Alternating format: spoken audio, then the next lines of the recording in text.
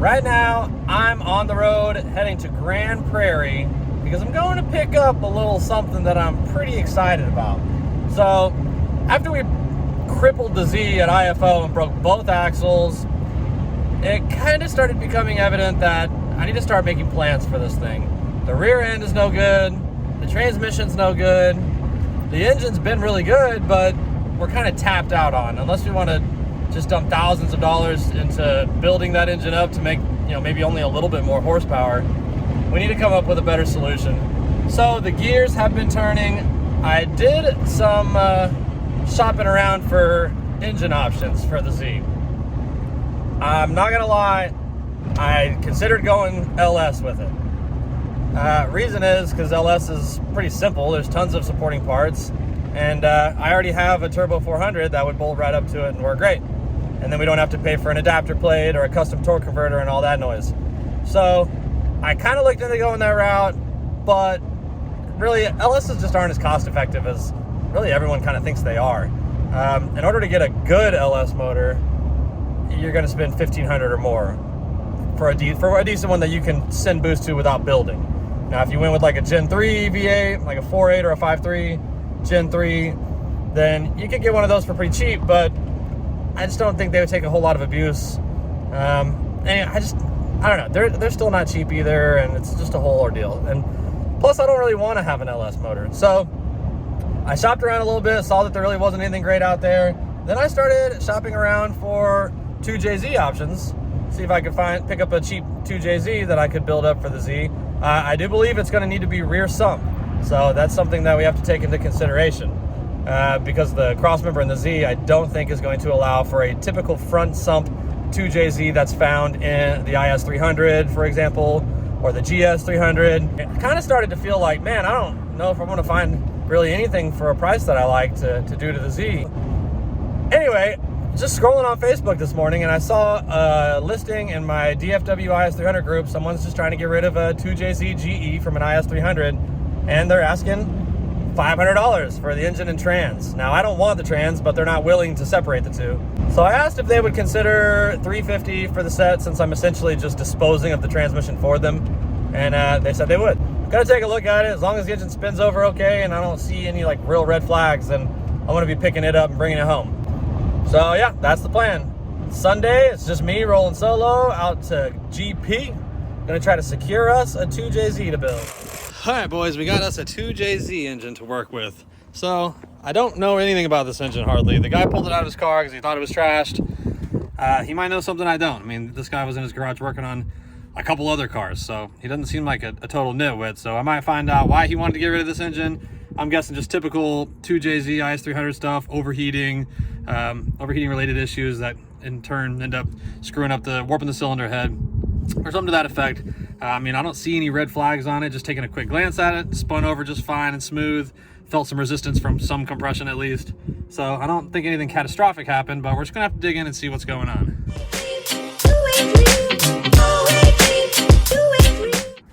All right, so tearing all the accessories off and such, and we are to the point where we really might find out why we got this thing so cheap.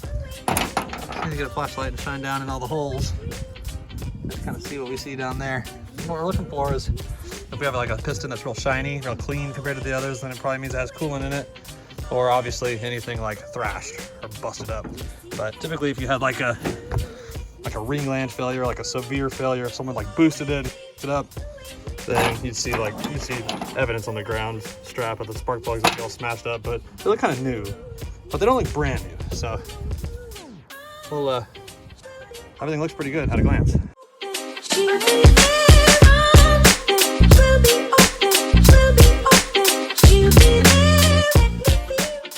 Alright, so I might have found the reason this engine was so cheap. I'm guessing it had a persistent misfire on it. And the reason I think that is because I was looking in the valves and I found a bolt sitting on the valve on this side, on the intake valve. And it looks like, okay, well, maybe it just fell in when they were tearing it apart. This engine was all ripped apart.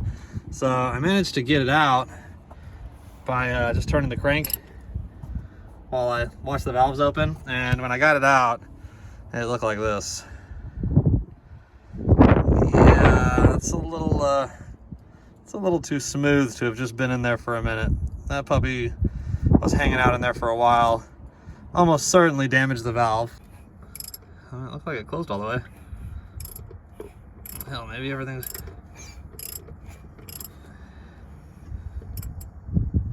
Oh no, look, you can see the valve's definitely bent. You can see light coming around it as I turn the crank over. Yeah, that valve's not shut all the way. It's definitely got a damaged valve.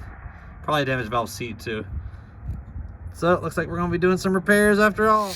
Greetings folks, Steve here, and this video is going to be all about how I'm going to plan a 2JZ build very cheap. And so my buddy Dublin is gonna be helping me tear this thing apart. It's a 2JZ GE engine out of an IS300, okay? As we all know, the 2JZ and the IS300 has some weak internal components that have to be swapped out before you can make any kind of power. What we're doing now is we're gonna tear it open and see how bad the damage is. I got it for 350 bucks. Me and Dublin have already started removing parts off of it, just valve covers and timing set and that kind of stuff. And I think we're gonna be able to get the cylinder head off tonight with a little bit of luck. So stick with us and we'll kind of show you what all goes into this. My plan is to put this engine into my Datsun Z car for drag racing purposes. Right now it's still on its original L28 turbo engine. So plan is build this engine dirt cheap, make it a good 500-600 horsepower engine, and start making some passes in it, and we'll just go up from there. So this little guy was in the intake runner and number 5 stuck in the valve. So it wouldn't fall through the valve, but it was stuck in it, and I'm certain the valve took some damage, the valve seat likely is damaged, and I stuck a camera down in the hole after I brought it home and saw what looked like some marks on top of the piston. But the cylinder wall looked good, so we're gonna go in there and see exactly how bad the damage is in that number 5 hole. I don't know if this bolt used to be longer and maybe it got chewed down by the piston, but we're definitely gonna be finding that out here very soon. See just how severe the damage is.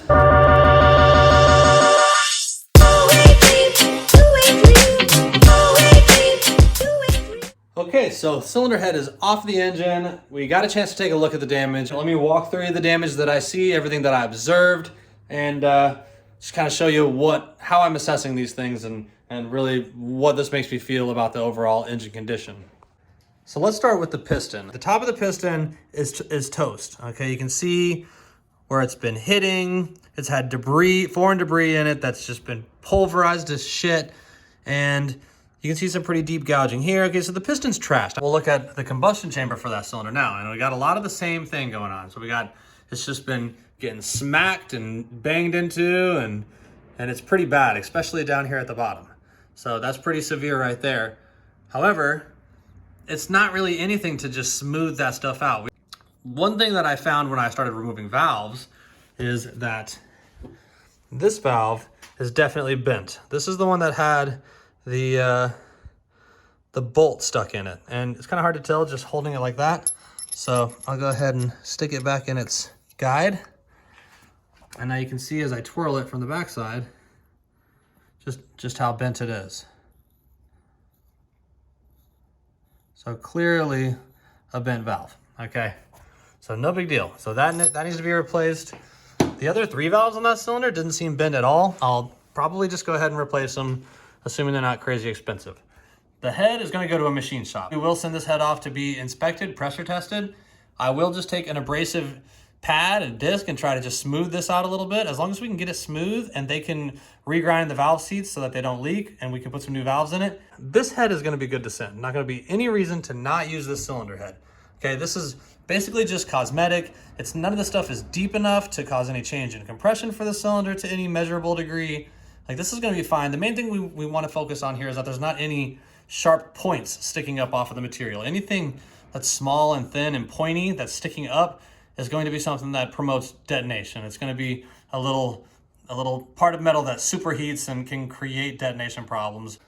So the other thing we need to look at is the cylinder wall. And this was one of the things that I was really worried about, because this is the difference between, you know, a usable engine and not usable. So let me get that number 5 piston all the way down to the bottom.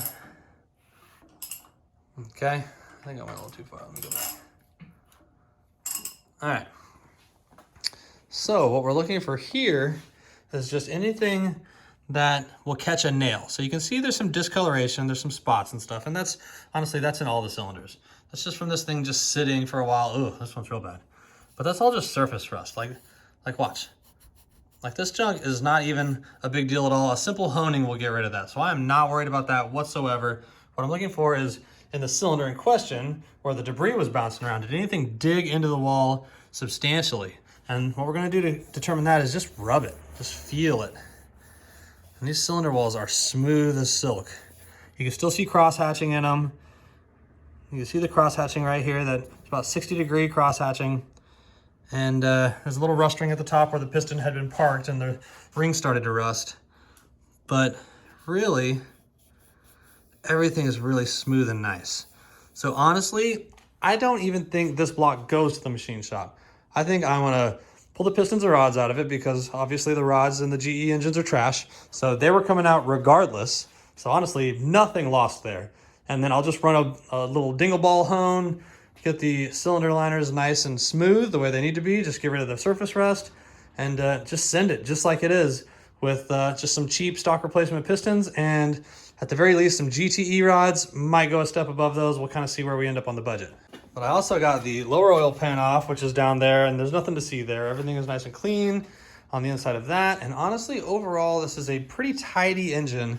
The camshafts were all nice and clean. We don't have any rust that was sitting in the crankcase besides what was sitting in the cylinders, evidently. And even that's not that severe.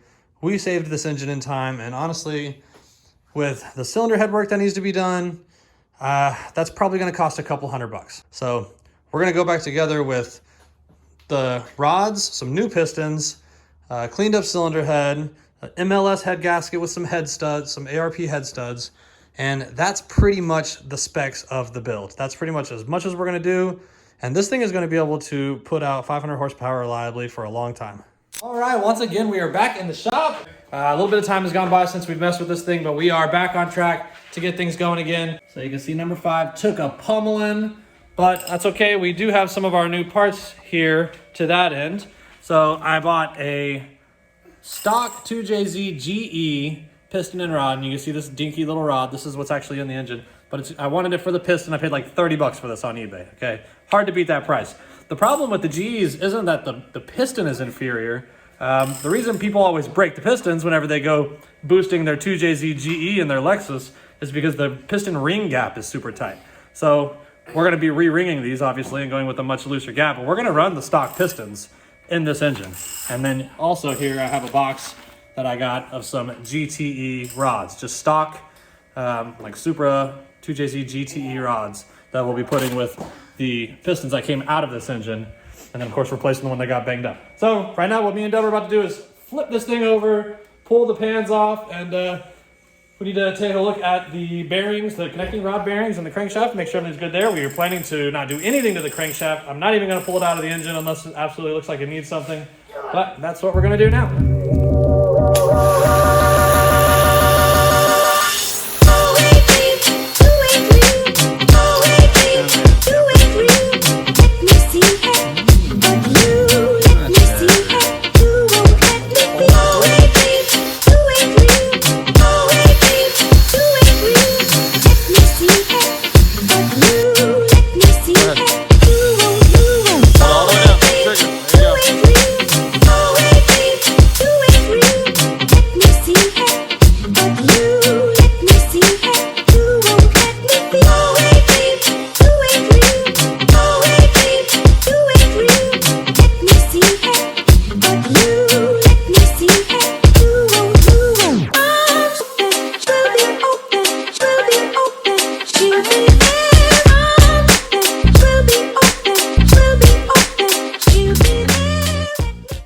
So we got the 2JZ GE block all tore apart in the garage. We got the pistons out of it, kind of assessed all the damage. And what we've done now is power washed it, degreased it, and thrown some blue paint on it. I was going for the same color of the L28 ET, which is more of a lighter greenish blue, but that's fine. It still looks good. So me and Dub put some paint down on it, and what Dub has in his hands here is a piston ring adjusting tool. And so we're going to gap our piston rings. So I went ahead and honed the cylinders already. Me and Dub got the cylinders all cleaned up. We're not really going to increase the size of the cylinders at all. We just wanted to deglaze them and get them nice and smooth and ready for pistons. So right now we're going to set our piston ring gap. I think I'm going to do the top compression ring at 19 thousandths, and the second cast ring I think we're going to do to, I'm not sure. I should probably do a little bit looser on the second ring. I haven't fully decided yet. So on our engine, I think I've decided what type of ring gap we're going to go with. Shown here, you can see the OEM specifications for a 2JZ GTE piston ring end gap. You can see the standard is between 11 thousandths and 15 thousandths, and the maximum for the number one ring is 39 thousandths. That is a huge window to hit. So I don't want to go with the tightest spec because we are planning to run a whole bunch of boost in this motor. So I think what I'm going to end up doing is going 19 thousandths on the number one ring, which you can see is well outside of the standard, but still well below the maximum specification. And the number two ring, that's a cast ring, and it's going to need a little bit more gap because the cast material is going to expand a little bit more than the steel of the number one ring. So we're going to go a little bit looser on. I think I'm just going to go with a 20 thousandths. Once again, well outside the standard, but still well below the 41 thousandths. That is the maximum standard.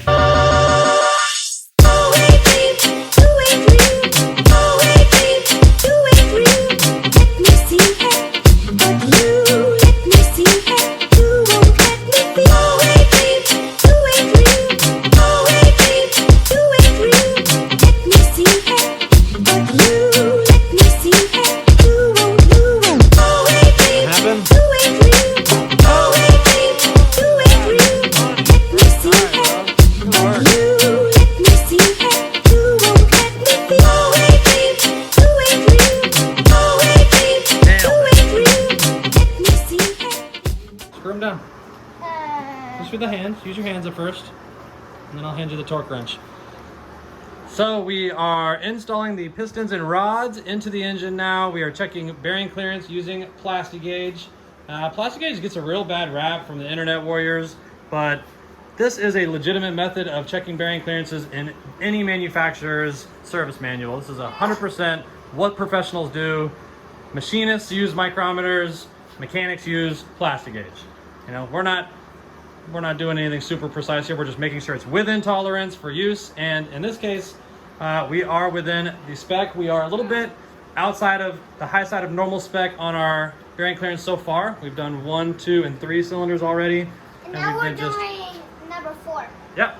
So we've just been a little outside normal tolerance, but well inside the maximum range. The maximum range is 0.07 millimeters, and we're coming up right around 0.051 on all the bearings. So a little broken in, but we're fine with that. So we only get 4 ready and 2 more to go. Yeah. So those are our 2 pistons right here, and these are our 4 rods. There you go, son. So Power that thing up. The wrench that you put. Gotta turn it on. Here, so you gotta turn on. What are you setting it to? Oh, hold on. Push it again. Push it again. All right, what are we torquing to? 22. 22 foot-pounds. All right, start snugging them down. You got a ways to go on these, son. Keep going. Sometimes you hold the socket still so it'll... Ow. Whoa, easy. Are you okay? Yeah. Watch it, the edges of the engine are sharp. It scraped you good, huh? Yeah. Can you keep going? No. Oh, come on. Let's keep going, dude. We'll get Mama to put a Band-Aid on it when we're done. Just watch your knuckles. That was a valuable lesson. Alright, so we're gonna go down on this till it starts to feel snug, and then we'll do the other side.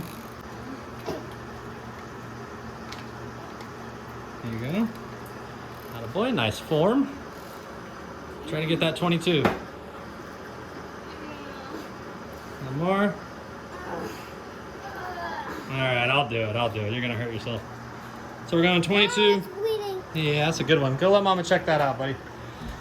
So we're going 22, which is the torque to install these bolts, but then they are supposed to get another 90 degrees, but since we're still checking clearance on all these, or on the before we tighten it down, we're going to check clearance, so we're going to take that back off. and see where our plastic gauge is measuring up. Okay, we got our plastic gauge there. And as long as we're somewhere around 51, I'm pretty satisfied with that. And it's just actually a little bit tighter than 51 in some spots, but overall looks like we're right around that, same as all the others have been. So we are going to use just a little bit of acetone to wipe away the plastic gauge and oil up the journal surface here and our bearing, and keep on pressing